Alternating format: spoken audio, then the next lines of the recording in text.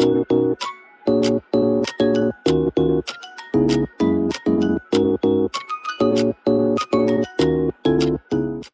and welcome back to Old Soul Podcast. My name is Bree, that's spelled B-R-E-I. Thank you so much. Today's film commentary is going to be over the film Little Women, directed by Greta Gerwig.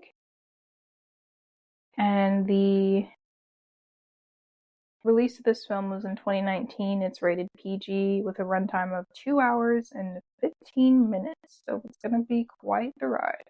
Okay, so as I've been doing recently, I'm trying to find a very good way to break down and give you an overall synopsis of what to expect in the film that I feel like is important while breaking down the things that really stand out and I feel like make the film a must-watch.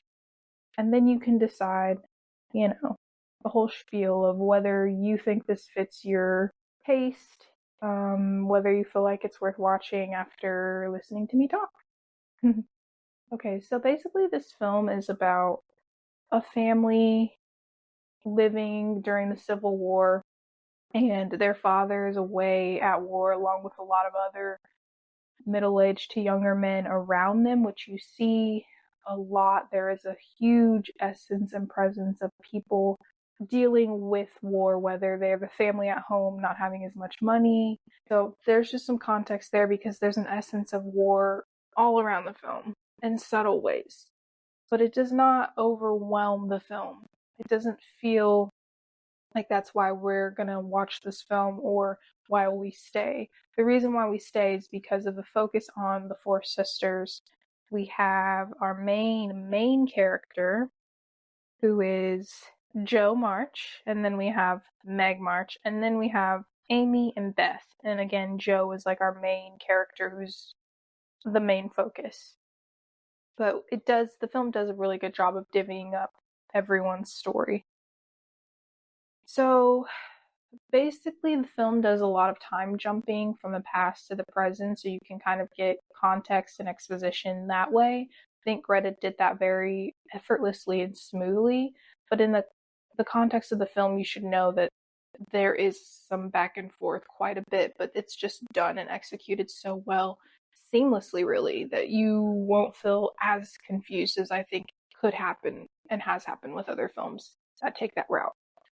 So Jo basically is on this journey of growing pains, wanting to be an author, not just as a woman in a male-dominated world, but dealing with the criticism of her stories, debating on what she wants to write and what's popular so she can make money and help herself and her family.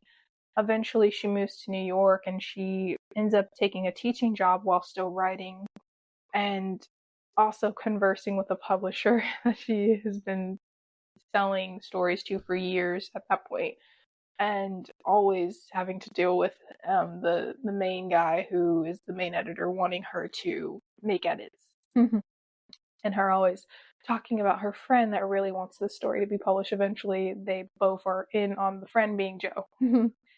And we see her sisters also having growing pains, falling in love, getting married, childhood friends of the neighbor, Lori, who has some sort of interesting love or romance with Jo, and or friendship. I guess it depends on your perspective of which character that you're talking about.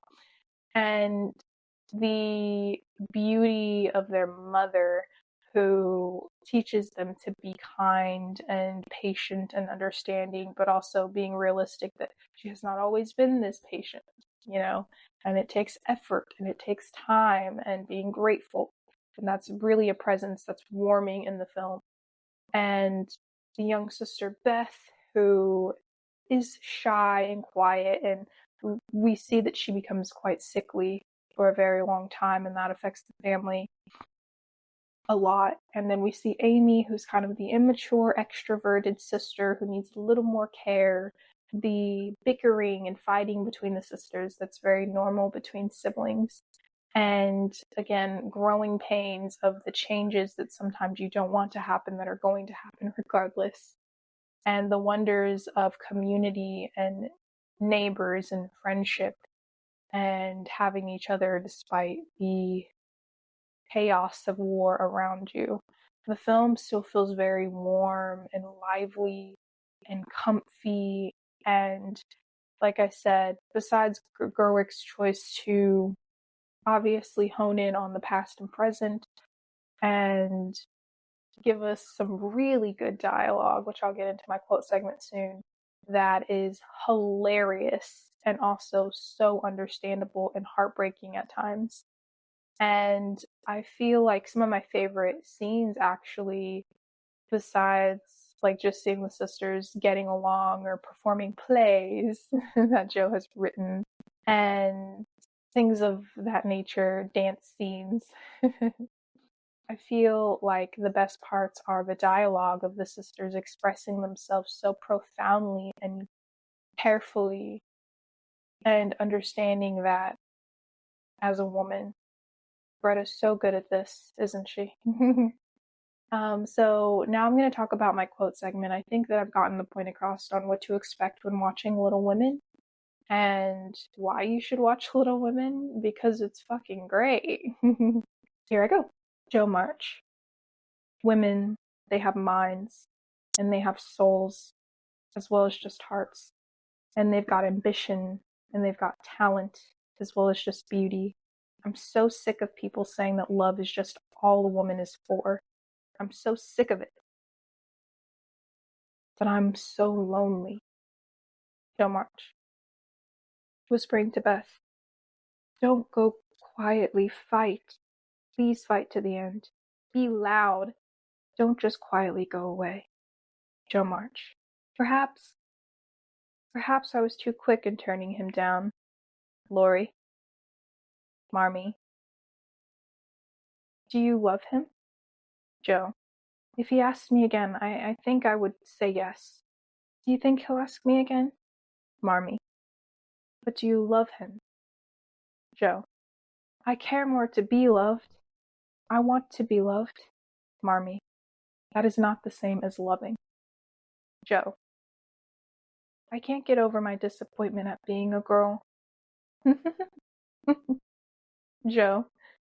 I suppose marriage has always been an economic proposition, even in fiction. Amy. I want to be great or nothing. I hope you go watch Little Women. You won't regret it. And again, take my notes on the synopsis or a quick summary of what this film is and what to expect, and apply it to your own opinions and what you usually like in film. And maybe if this isn't usually your cup of tea, take a chance, because it's pretty damn good. Alright, bye.